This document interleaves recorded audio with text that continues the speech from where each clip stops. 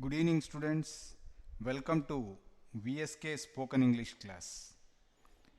నిన్న చెప్పాను కదా, నేను మీకు సులభంగా ఇంగ్లీష్ నేర్పించడానికి విద్యార్థి సేవా కేంద్రం తీవ్రమైనటువంటి ప్రయత్నాలు చేస్తుందని.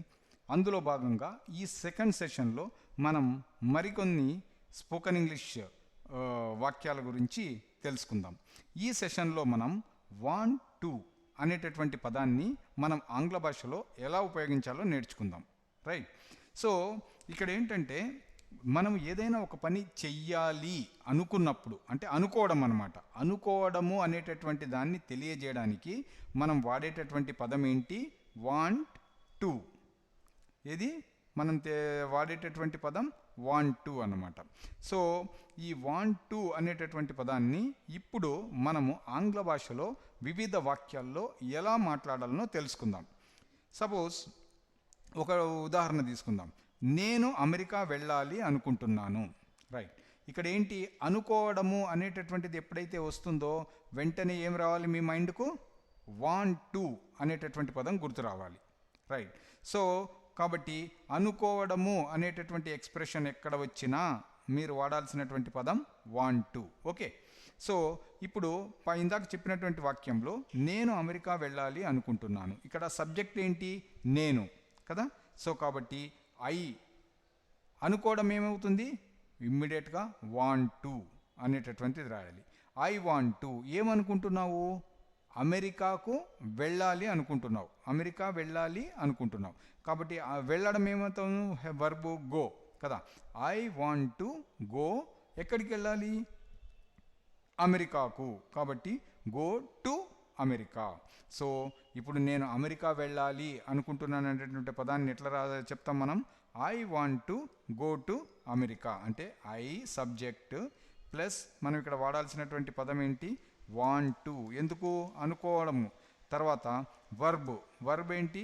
గో. ఎక్కడికి? ఏం చేయడానికి? సో అమెరికాకు వెళ్ళాలి కదా. కాబట్టి ఎక్కడికి అన్నప్పుడు అమెరికా. సో ఈ పదం ఇప్పుడు ఏమైంది? ఇప్పుడు చూసారా? So I want to go to America. ఈ సెంటెన్స్ స్ట్రక్చర్ని అర్థం చేసుకున్నట్లయితే మనము సబ్జెక్ట్ అనేటువంటి పదం వాడాము. తర్వాత ఏం పదం వాడాలి? Want to. తర్వాత ఏంటి? వర్బ్ కూడా ఏంటి? ఇక్కడ ఏమన్నా V1 అంటే బేసిక్ ఫామ్లో వాడాలన్నమాట. వాంట్. దీని తర్వాత టు. ఎందుకు? కు అనేటటువంటి పదం వచ్చింది కాబట్టి ఎక్కడికి? America. So subject plus want to plus verb plus to plus other words అనమాట. అంటే ఇప్పుడు అమెరికా కానీ ఎందుకు ఏంటి అనేటటువంటిది తెలియజేసేటటువంటి దానికి. సో ఈ విధంగా మనకు స్ట్రక్చర్ ఉంటుంది. సో ఎట్లా? నేను అమెరికా వెళ్ళాలి అనుకునేటటువంటి పదాన్ని ఎట్లా చెప్తాము? I want to go to America. అంటే నేను అమెరికా వెళ్ళాలి అనుకుంటున్నాను. రైట్. ఇదే విధంగా వేరే సబ్జెక్ట్ని తీసుకొని చూద్దాం. ఈ స్ట్రక్చర్ మీరు బాగా గుర్తుపెట్టుకోండి. ఏమొస్తుంది? Subject plus want to plus verb plus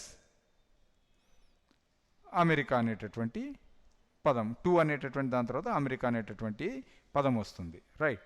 so ఇక్కడ అట్నే మనము నీవు అమెరికా వెళ్ళాలి అనుకుంటున్నావు.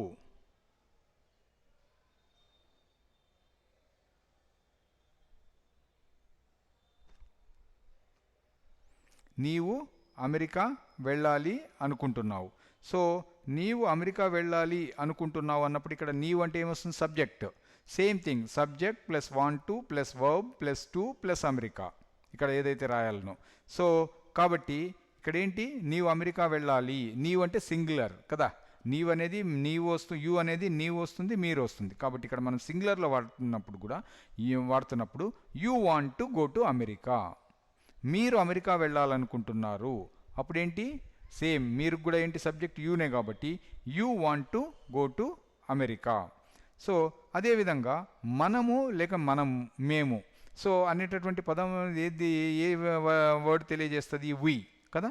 కాబట్టి మనము అమెరికా వెళ్ళాలి అనుకుంటున్నాము అనేటటువంటి దాన్ని ఎట్లా చెప్పాలి మనం? We want to go to America. అది ఒకవేళ వారు అమెరికా వెళ్ళాలనుకుంటున్నారు. వారు అంటే సబ్జెక్ట్ ఏంటి? They. So they want to go to America. So ఇంతవరకు ఏమొచ్చినాయి మనకు? I, you, we, they. అదే కనుక అతను వెళ్ళాలి అనుకుంటున్నాడు, అతను అమెరికా వెళ్ళాలి అనుకుంటున్నాడు, అతను అనేటటువంటి పదాన్ని ఎట్లా తెలియజేస్తాం? హీ. రైట్. సో ఇక్కడ హీ అనేటటువంటిది సింగులర్ అంటే ఏకవచనము, తర్వాత థర్డ్ పర్సన్లో ఉంది కాబట్టి ఇక్కడ మనం ఏం పెట్టాలి? Wants to. వాంట్కు పక్కన ఏం పెట్టాలి? ఎస్ పెట్టాలి. సో అది మీరు జాగ్రత్తగా గుర్తుపెట్టుకోవాలన్నమాట. వాంట్కు ఏం ఏం పెట్టాలి మనము? అతను అమెరికా వెళ్ళాలి అనుకుంటున్నాడు. సో ఇక్కడ వాంట్కు పక్కన మనము ఎస్ అనేటటువంటిది మనము ఖచ్చితంగా ఇక్కడ చూడండి ఏం పెట్టాలి మనం? He wants to. So s అనేటటువంటి పదాన్ని మనం ఇక్కడ ఉంచాల్సి ఉంటుందన్నమాట. సో ఆమె అమెరికా వెళ్ళాలి అనుకుంటున్నది, అప్పుడేంటి? ఆమె కూడా థర్డ్ పర్సన్ సింగులర్ కాబట్టి she wants to go to America. So ఇప్పుడు మనం అదే పేర్లు పెట్టి చెప్పాలనుకోండి, శ్రీధర్ అమెరికా వెళ్ళాలి అనుకుంటున్నాడు. సో అప్పుడు ఏం చెప్తాం మనం? శ్రీధర్ అనేది సింగులర్ కాబట్టి వాంట్ పక్కన ఏం చేయాలి? ఎస్ రావాలి. So Sridhar wants to go to America. Sridhar want to go to America అనకూడదు మనం కదా. సో పేర్లు వచ్చినప్పుడు మనం సింగులర్ అయిన వాడేటప్పుడు మనం ఏంటి? వాంట్కు పక్కన ఎస్ పెట్టాలి. So Sridhar wants to go to America. అదేవిధంగా వాణి అమెరికా వెళ్ళాలి అనుకుంటున్నది, అప్పుడు ఎలా చెప్తాం మనము? Vani wants to go to America. So ఈ విధంగా సింగులర్గా మనం వాడేటప్పుడు, థర్డ్ పర్సన్లో వాడేటప్పుడు మనం వాంట్కు పక్కన ఏం పెట్టాలి? ఎస్ పెట్టాలి. ఇది గుర్తుపెట్టుకోవాలి, మీరు మర్చిపోకూడదు. రైట్. సో అదే మనం ఇప్పుడు ఇద్దరు కలిపి చెప్తున్నాం అనుకోండి, శ్రీధర్ మరియు వాణి అమెరికా వెళ్ళాలి అనుకుంటున్నారు. సో అప్పుడు ఏం చేయాలి మనం? శ్రీధర్ అండ్ వాణి. ఏం చేయాలి? శ్రీధర్ అండ్ వాణి. అక్కడ ప్లూరల్ వచ్చింది కదా, శ్రీధర్ అండ్ వాణి అని కలిపితే ప్లూరల్ అయింది కదా. ప్లూరల్కు మనం ఎస్ పెట్టొచ్చా? పెట్టకూడదు. కాబట్టి Sridhar and Vani want to go to America. So ఇది మీరు గుర్తుపెట్టుకోవాల్సినటువంటి ప్రముఖమైనటువంటి విషయాలు. సో ఎక్కడైతే ప్లూరల్ వస్తుందో అక్కడ మనము ఎస్ అనేటటువంటిది పెట్టకూడదు. సో క్లియర్గా అర్థమైంది కదా. సో వాంట్ టు అనేటటువంటి పదాన్ని మనం పాజిటివ్ సెంటెన్స్లో, అంటే పాజిటివ్ మీనింగ్ ఇచ్చేటటువంటి వాక్యాల్లో మనం రాసేటప్పుడు ఏ విధంగా రాయాలో ఒకసారి రిపీట్ చేద్దాం మళ్ళా. I want to go to America, you want to go to America, we want to go to America, he wants to go to America, she wants to go to America, they want to go to America, Sridhar wants to go to America, Vani wants to go to America, Sridhar and Vani want to go to America. ఇట్లా. So మీరు practice చేసేటప్పుడు కూడా ఇదే విధంగా అన్ని different subjects పెట్టి మీరు ఎప్పుడైతే ప్రాక్టీస్ చేస్తారో అప్పుడు మీకు ఈజీగా గుర్తుండిపోతుంది. మళ్ళీ ఒకసారి రిపీట్ చేద్దామా? I want to go to America, you want to go to America, we want to go to America, he wants to go to America, she wants to go to America, they want to go to America, Sridhar wants to go to America, Vani wants to go to America, Sridhar and Vani want to go to America. ఇట్లా ఈ విధంగా మీరు ఎప్పుడైతే కనుక practice చేస్తారో మీరు మర్చిపోవడం అనేటటువంటిది ఉండదు. తర్వాత మీరు సేమ్ ఇప్పుడు ఏంటి, ఎప్పుడైనా కానీ ఒక వాక్యాన్ని మనం నేర్చుకునేటప్పుడు లేదంటే ఒక పదాన్ని ఎట్లా వినియోగించాలో నేర్చుకునేటప్పుడు ఎప్పుడు కూడా ఏంటంటే ఐ సబ్జెక్ట్స్ డిఫరెంట్ సబ్జెక్ట్స్ ఉన్నాయి కదా.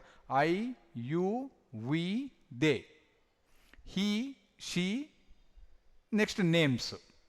రైట్. సో ఈ విధంగా కనుక మీరు ప్రాక్టీస్ చేశారంటే ఇట్ అనేటటువంటిది కూడా వస్తుందండి. ఇట్ అనేది జనరల్గా మనము పదార్థాలకు కానీ అనిమల్స్కి కానీ అటువంటి వాటికి వాడతాం కాబట్టి సో ఇక్కడ జనరల్గా మనం కనీసం ఈ కొద్దిగా మనం ప్రాక్టీస్ చేసిన రెగ్యులర్గా కూడా మీరు చాలా సులభంగా చాలా కాన్ఫిడెంట్గా మీరు ఇంగ్లీష్ అనేటటువంటిది మాట్లాడగలుగుతారు.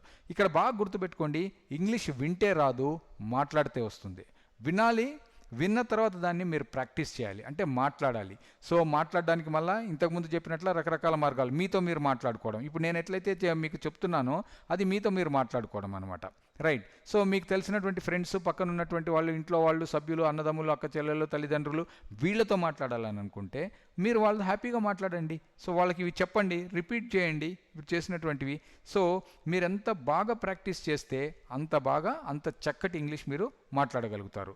I want to go to America, you want to go to America, we want to go to America, they want to go to America, he wants to go to America, she wants to go to America, Sridhar wants to go to America, Vani wants to go to America, Sridhar and Vani want to go to America.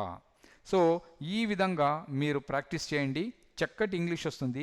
విద్యార్థి సేవా కేంద్రం మీకు నిరంతరం ఎంత మంచిగా మిమ్మల్ని శక్తివంతం చేయాలా, పవర్ఫుల్ చేయాలనేటటువంటిది, మీకు ఒక మంచి స్పోకెన్ ఇంగ్లీష్, మంచి ఇంగ్లీష్ కమ్యూనికేషన్ స్కిల్స్ ఇవ్వాలనేటటువంటి ప్రయత్నం చేస్తుంది. కాబట్టి మీరందరూ కూడా దీన్ని ఆదరించి చక్కగా వినియోగించుకొని మీరు ఇంగ్లీష్లో మంచి ఎక్స్పర్టైజ్ సాధిస్తారని ఆశిస్తున్నాం. విద్యార్థి సేవా కేంద్రం అనేటటువంటిది విద్యార్థులకు 24 గంటలు విద్యార్థులు వాళ్ళ యొక్క ప్రతిభను వెలికితీసి వాళ్ళ ప్రతిభను పెంచి వాళ్ళని ఒక మంచి మార్గంలో ఉంచాలనేటువంటి చేస్తున్నటువంటి ప్రయత్నం. కాబట్టి విద్యార్థి సేవా కార్యక్రమం నిర్వహించే అన్ని కార్యక్రమాల్లో మీరు పాల్గొనండి, మీరు ఖచ్చితంగా ఎంతో లాభపడతారు. రైట్. సో ఒకవేళ మీరు విద్యార్థి సేవా కేంద్రం యొక్క కార్యక్రమాల్లో పాల్గొనాలనుకుంటే మీరు మన విద్యార్థి సేవా కేంద్రం యొక్క హెల్ప్ లైన్ నంబర్ 9441184927. సో ఎప్పుడు గుర్తుపెట్టుకోండి, ఈ నంబర్ రాసి పెట్టుకోండి. మీకు ఏ అవసరం ఉన్నా ఏది ఉన్నా కానీ మన విద్యార్థి సేవా కేంద్రం యొక్క హెల్ప్ లైన్ నంబర్ 4927. సో ఈ నంబర్ను మీరు సేవ్ చేసి పెట్టుకోండి మీ మొబైల్లో. రైట్. సో కాబట్టి మీరు కనుక విద్యార్థి సేవా కేంద్రంలో ఒక విద్యార్థిగా రిజిస్ట్రేషన్ చేసుకున్నట్లయితే మీకు ఈ నంబర్ నుంచి అనేక రకాలైనటువంటి విద్యార్థులకు పనికొచ్చే అనేక రకాలైనటువంటి ట్రైనింగ్ మెటీరియల్, తర్వాత మీకు అనేక రకాలైనటువంటి సమాచారము, ఇంపార్టెంట్ సమాచారము, సో ఎంతో ఉపయోగపడేటువంటి ఎన్నో అంశాలు మీకు తెలుస్తూ ఉంటాయి. కాబట్టి విద్యార్థి సేవా కేంద్రంలో మీరు విఎస్కే స్మార్ట్ స్టూడెంట్గా మీ పేరు నమోదు చేసుకోండి. ఖచ్చితంగా మీరు ఎంతో యూస్ఫుల్గా ఉంటుంది అని మేము ఖచ్చితంగా చెప్పగలం. సో నెక్స్ట్ సెషన్లో మళ్ళీ ఈ వాంట్ టు అనేటటువంటి పదాన్ని నెగటివ్ సెంటెన్స్లెస్లో, అంటే వ్యతిరేక మీనింగ్ ఇచ్చేటటువంటి సెంటెన్స్లో మనం ఎలా వాడాలనో తెలుసుకుందాం. అంతవరకు బాయ్, మళ్ళా రేపు కలుద్దాం. జై హో భారత్.